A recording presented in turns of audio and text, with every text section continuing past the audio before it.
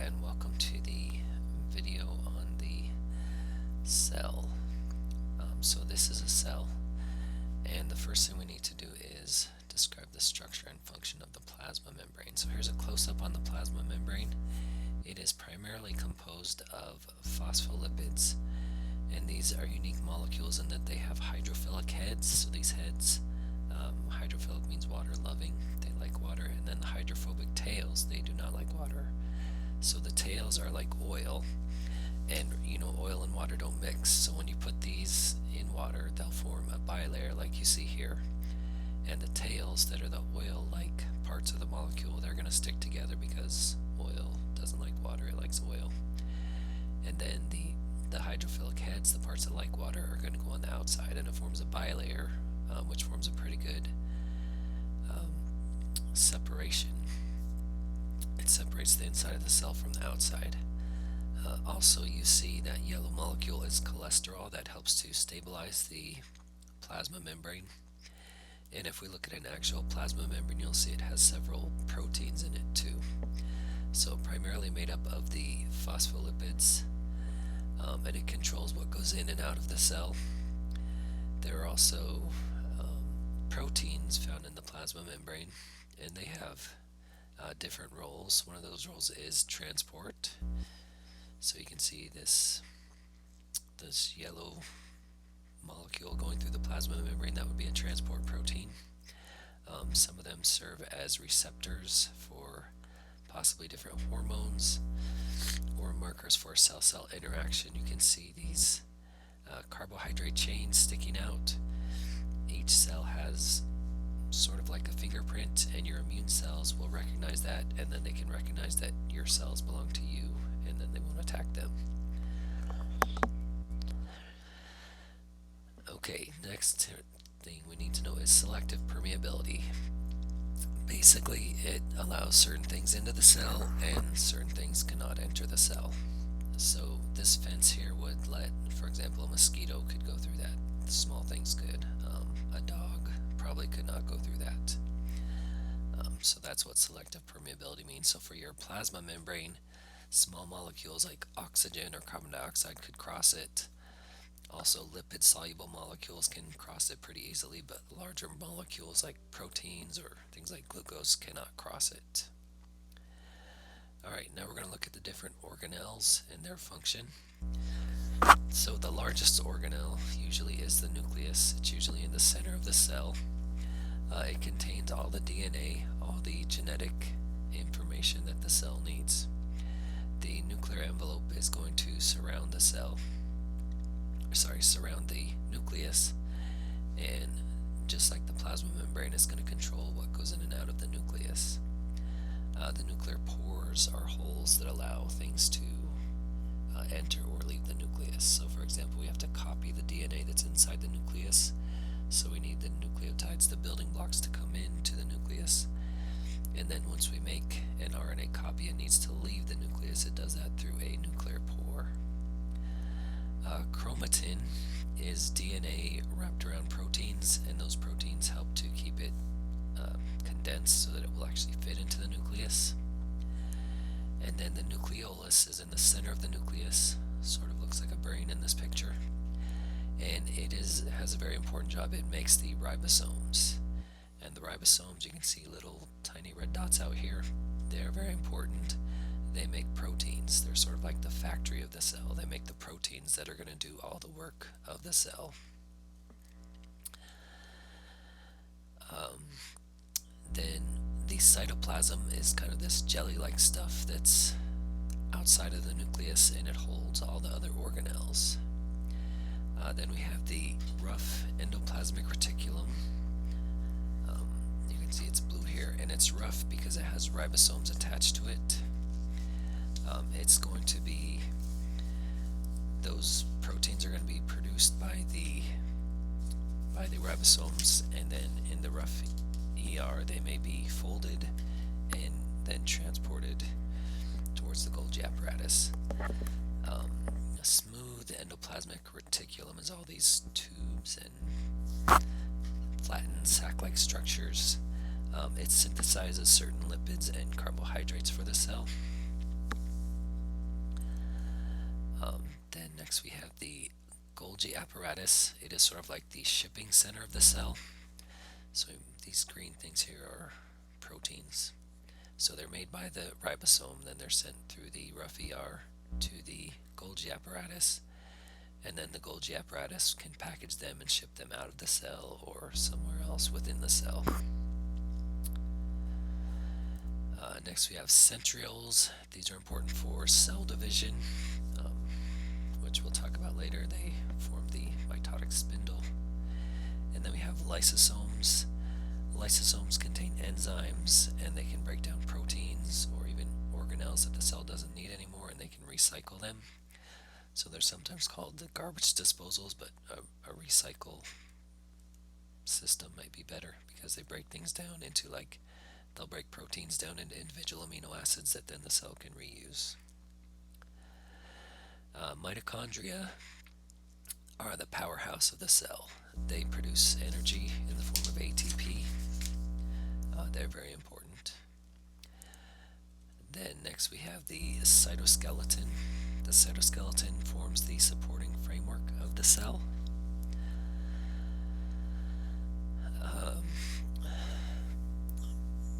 Sometimes it forms extensions, such as microvilli. These are going to increase the surface area for absorption, so we find them in the intestines. Cilia are hair-like processes along the surface of a cell, and we find these in the respiratory tract, and they kind of beat in waves, and that moves things along the surface of the cell. So it moves things from the lungs up and out of the lungs. So any dirt that gets trapped in them will be moved away from the lungs. You can also find those in the fallopian tubes, where they move the egg toward the uterus. And then flagella, it's a bigger projection, and it's going to move a cell. The only human cell that has that is a sperm cell.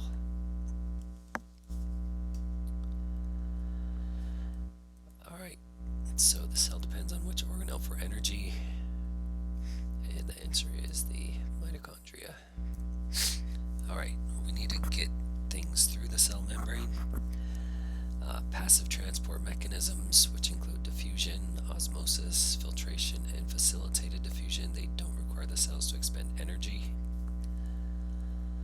And that's nice. You could say cells are lazy, or you could say they're efficient.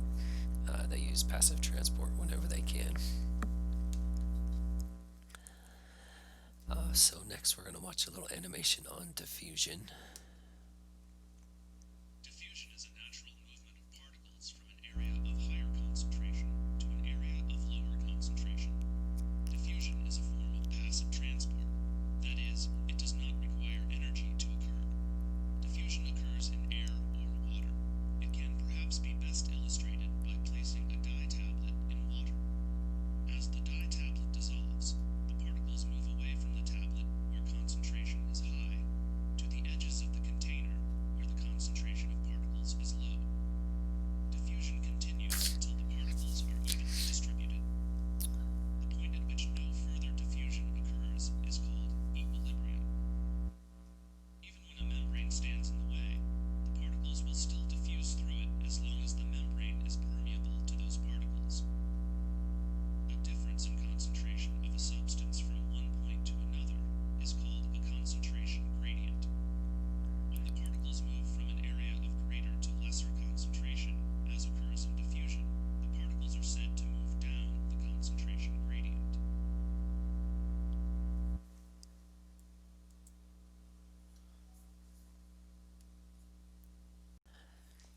So diffusion is things moving from high concentration to low concentration down their concentration gradient.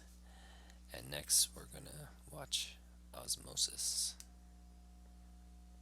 Osmosis is a type of diffusion that often happens when a particular substance cannot cross a membrane. The membrane in the container shown is separating a 5% albumin solution from a 10% albumin solution. The membrane is permeable to water, but not to albumin. In this situation, the water, not the particles, moves in an effort to equalize the concentration. This is an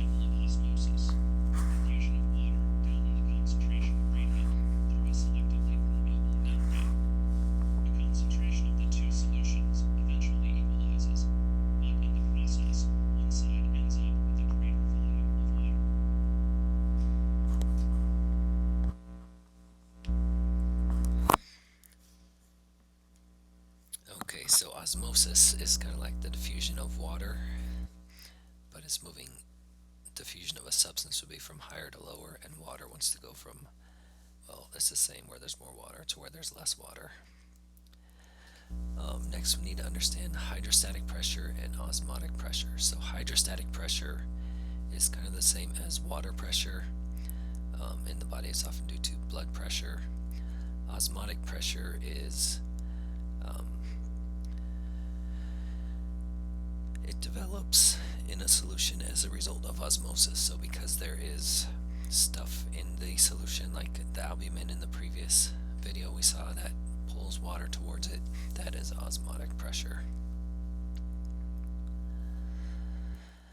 Alright, we need to know what isotonic is. So that's a solution with the same concentration of solutes as that inside the cell. Iso means the same. A hypertonic solution would have a solution with a higher concentration of solutes as that inside the cell. Hyper is higher. And then hypo is a solution, or hypotonic, is a solution with a lower concentration of solutes as that inside the cell. So let's view next animation. Cells are essentially closed containers. Besides containing fluid, they also contain a variety of solutes, such as salts, sugars, acids, and bases. It's the concentration of these solutes in fluid that determines whether and how much fluid moves into or out of the cell.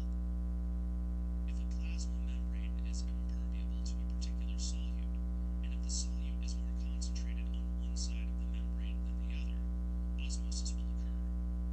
The three terms used to describe these solutions are isotonic, hypotonic, and hypertonic.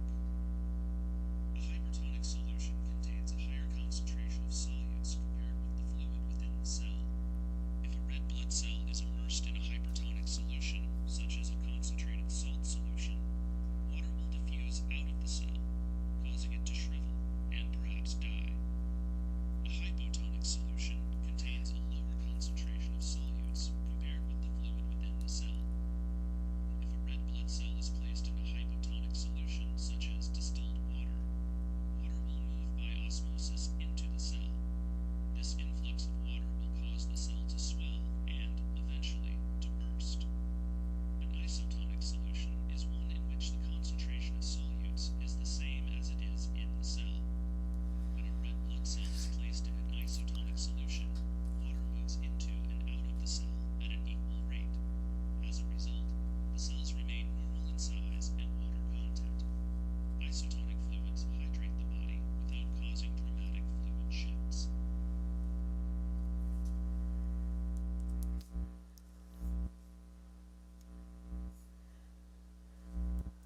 Okay, next thing we're gonna talk about is filtration. So one more animation. In filtration, water and dissolved particles are forced across a membrane from an area of higher to lower pressure. One of the most obvious examples of filtration in the body occurs in capillaries. The pressure of blood inside the capillaries forces water and dissolved materials, such as nutrients, into the surrounding tissue fluid. It is through filtration that the body's cells receive the nutrients they need to survive. Filtration is also the method the kidneys use to remove waste products from the blood.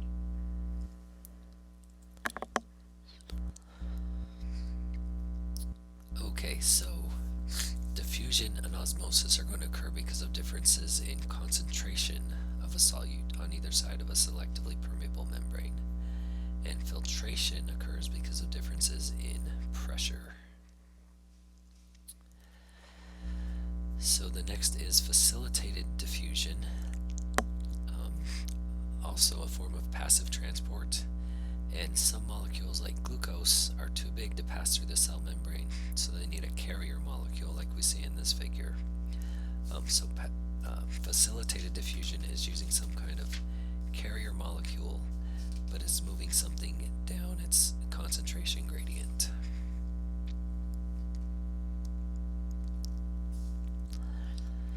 So another question for you, osmotic pressure is and the correct answer is D. It's the water pressure that develops from osmosis. Alright, next way things can move across the cell membrane is active transport. Inactive transport slides would move from areas of low to high concentration, and moving against the concentration gradient requires energy. So the main example of this is the sodium potassium pump, so let's watch how this works. In active transport, solutes move up the concentration gradient from areas of lesser to greater concentration. One of the most important examples of active transport in the body is the sodium potassium pump. The sodium potassium pump works to transfer sodium from inside the cell, where sodium levels are low, to outside the cell, where sodium levels are higher, whereas transferring potassium from the extracellular fluid, where potassium levels are low, to the cell's interior, where potassium levels are higher. The process begins as 3 sodium ions from inside the cell funnel into receptor sites on a channel protein. Fueled by ATP, the channel protein releases the sodium ions into the extracellular fluid, causing them to move from an area of lower to higher concentration. Meanwhile, 2 potassium ions from outside the cell enter the same channel protein.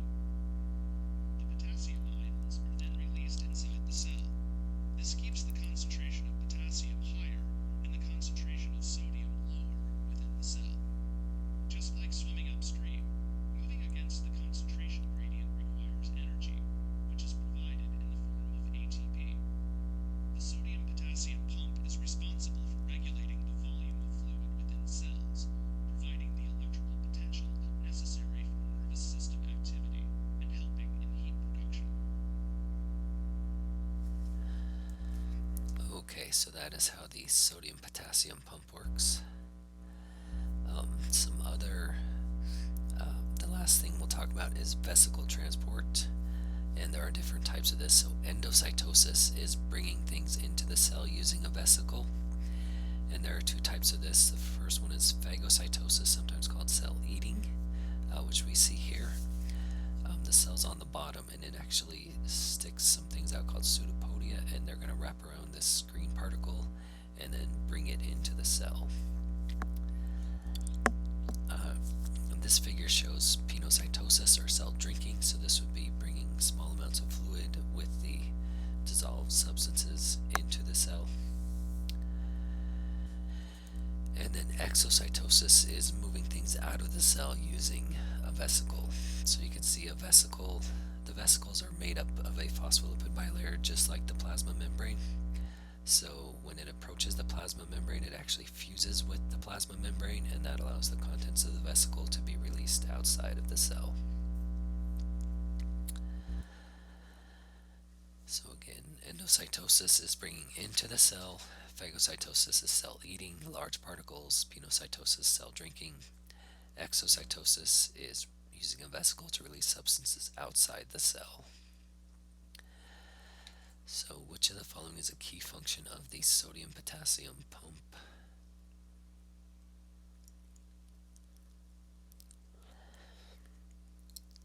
And the correct answer is B, so provision of electrical potential necessary for nervous system activity, and we'll talk more about that later. So next we have a question about why does the DNA in a cell need to be coiled? It's very compacted, because if we stretched out all 46 chromosomes in your cell and stretched it out, it would be over 2 meters long, and that would not fit inside of a microscopic cell. So it is compacted several times to fit into the cell. Alright, next we need to know the structure of DNA and RNA. So here's DNA, and we'll just watch this animation. The DNA, deoxyribonucleic acid molecule, is one of the largest and most complex of all molecules. It is a polymer made up of many smaller molecules joined together in a sequence. The building blocks of DNA are millions of pairs of nucleotides. Each nucleotide consists of 1 sugar, 1 phosphate group, and one of 4 possible types of nitrogenous bases.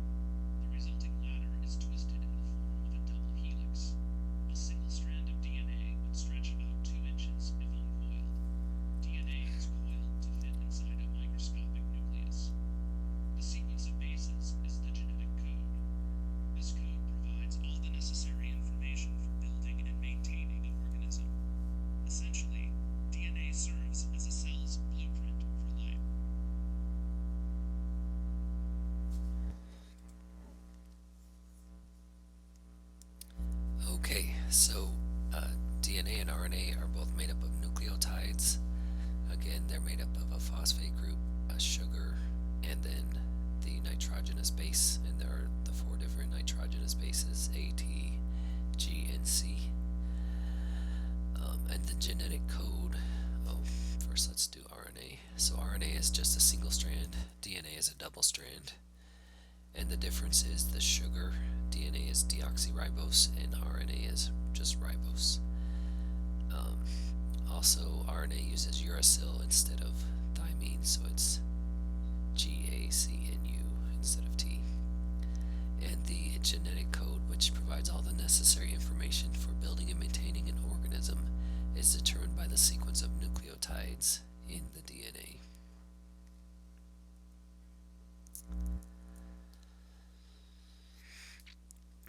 So, protein synthesis, there are two parts from it. The first part is transcription, which happens in the nucleus, and this is making an mRNA molecule from DNA. So transcription is making RNA from DNA, and then the next process is translation, so that it's called mRNA for messenger RNA. That is going to leave the nucleus and go out to the ribosome, and translation is making a protein from RNA at the ribosome. So let's watch this animation. One of the main functions of DNA is to provide information for building proteins. Proteins are the body's main structural molecules. They also contribute to almost every cellular function. The manufacture of proteins occurs in two main phases: transcription and translation. The transcription phase begins when the nucleus receives a chemical message to make a new protein. At that point, the segment of DNA with the relevant gene unwinds. An RNA enzyme then assembles RNA nucleotides that would be complementary to the exposed bases. The nucleotides attach to the exposed DNA and then bind to each other to form a strand of messenger RNA, mRNA. The length of messenger RNA actually consists of a series of three bases called triplets. Each triplet, called a codon, is the code for one amino acid. Once formed, the messenger RNA separates from the DNA molecule and moves through a nuclear pore and into the cytoplasm, where it begins the process of translation. In the cytoplasm, the messenger RNA attaches to a ribosome. The ribosome moves along the strand of messenger RNA reading the codons. Waiting in the cytoplasm are transfer RNA, tRNA molecules. Each transfer RNA consists of three bases, a triplet called an anticodon, that will perfectly complement a specific codon on the messenger RNA. Attached to the transfer RNA is the amino acid for that site, according to the genetic blueprint. The transfer RNA finds the three bases that are complementary to its own and deposits the amino acid. The ribosome then uses enzymes to attach the lengthening chain of amino acids together with peptide bonds. When each triplet has been filled with the correct amino acid and the peptide bonds have been formed, the protein is complete. The largest known human protein, Titin, consists of 33,000 amino acids.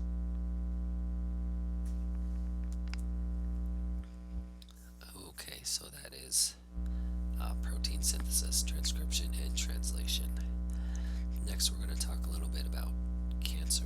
First, we're going to answer this question: which statement about DNA is correct? And correct answer is A. It contains all of a cell's genetic information. It contains the sugar deoxyribose, and the four bases it contains are adenine, cytosine, guanine, and thymine, uracil, and it exists as a double strand. Alright, so next thing is cancer. Cancer is basically when cell division gets out of control and cells start dividing out of control when they're not supposed to be. And it can develop from, it's probably several factors that cause it to develop. We have things called tumor suppressor genes, and if they are mutated, if they're not working properly, then that can cause it to form. Or there are what are called oncogenes, which can cancer-causing genes, and if they become activated, cancer can form. So we can see this abnormal cell starts dividing, and then we have a tumor. So this figure shows metastasis. So over on the left we have the primary tumor, and as it grows, some cells might break off and travel through the blood or the lymphatic system and form a secondary tumor somewhere else, and that's a bad thing. The difference between a benign and malignant tumor. So this right here, this tumor, a benign tumor usually has some sort of capsule around it. It's not spreading anywhere, and those are not as bad. Malignant tumors like this one where it's spreading. And then the three traditional treatments for cancer. First we have chemotherapy, which will destroy the cancer cells. It targets rapidly dividing cells, which is why it also usually kills your hair. It's not good for your skin. It has a lot of bad side effects. Radiation is another way to try to target the cancer cells. It also has unpleasant side effects. And then surgery, where we just try to remove the tumor, but you have to get every single cell or it'll come back. We're making tons of advances in cancer research, and hopefully one day we'll have a cure.